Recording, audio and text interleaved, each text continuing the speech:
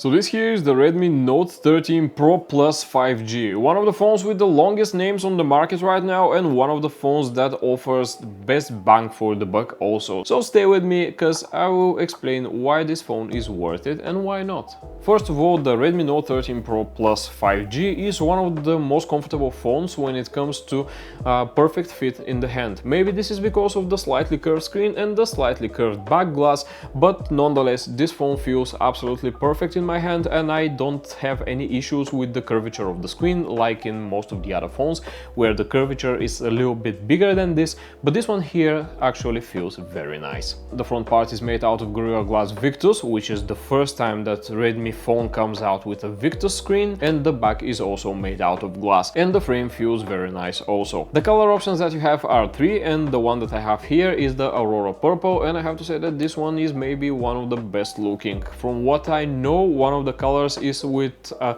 leather-ish texture, but nonetheless this purple color is absolutely gorgeous and I love it. At the bottom of the phone you have a Type-C port, also you have the SIM tray and one of the two stereo speakers. At the right hand side you have the power button and the volume rockers, and on the top of the phone you have the microphones that are for muting the surrounding noises when you talk on the phone, and also an IR blaster, which is a feature that I really enjoy and that I really appreciate, because with this phone I can control most of my home appliances that are using a remote control, and I can control my AC, I can control my stereo, I can control my TV. So this is a big thumbs up for me, and most of the people that I know actually like this feature. The Redmi Note 13 Pro Plus 5G is made to be a little bit tougher than its predecessors.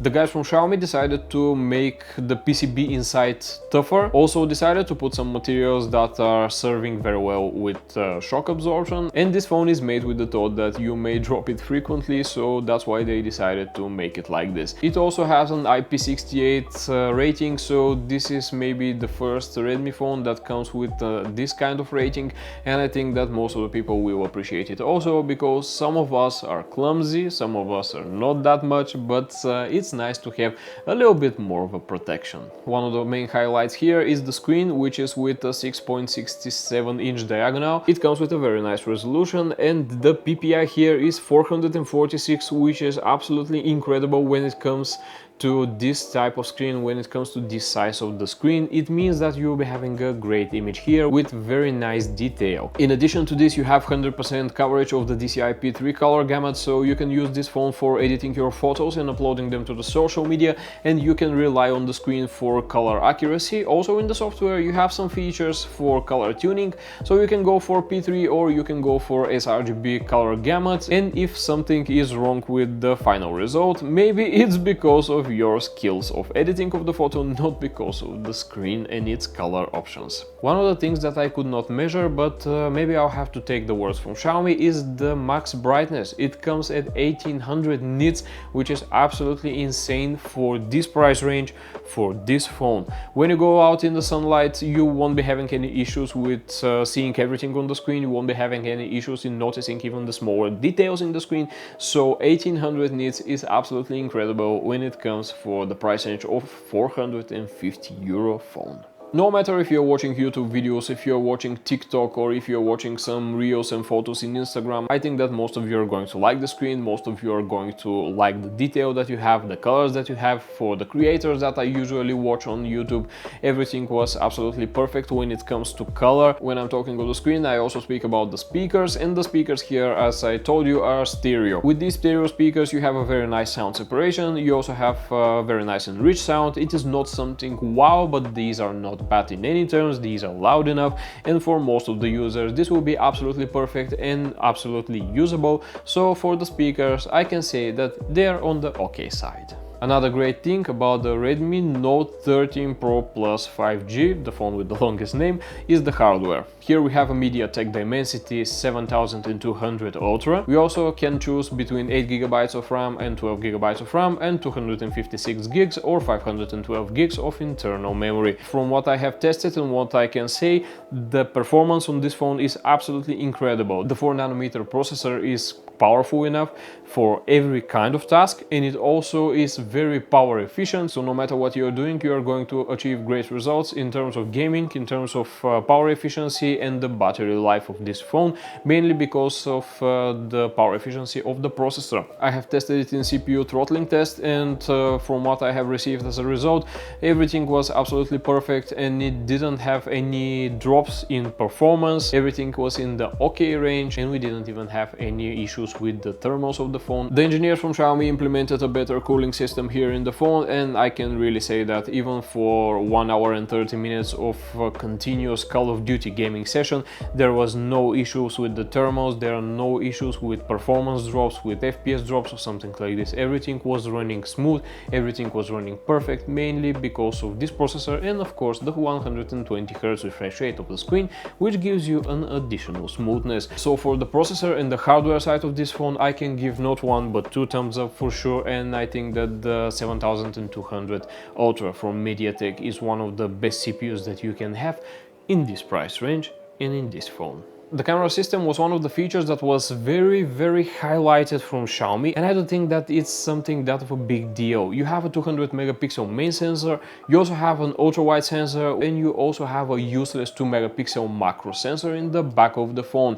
This 2 megapixel macro sensor, I don't even want to talk about it because it is absolutely useless in my opinion. When it comes to the photo performance, you can expect nothing less than a really good photo in terms of colors, in terms of detail. You don't see that much of a grain, that much of a noise compared to the previous generations of Redmi phones, and here everything is a little bit more refined, everything is a little bit better looking, everything in overall is better than the previous generations, and this is something that I highly expected. Another thing that I want to talk about the camera is the video capability. Here you can shoot up to 4K 60 FPS with the main sensor and only 1080p with the other sensors. This is something that I don't like. I don't like the lack of uniformity between the sensors. I don't like the fact that you cannot use the ultra wide or the front camera, the selfie camera in 4K, and if you're going to make a video, you have to stick only to the main sensor and record in 4K, otherwise everything else won't be looking that nice. The main sensor has one other ace in its sleeve, and it's the 2x zoom.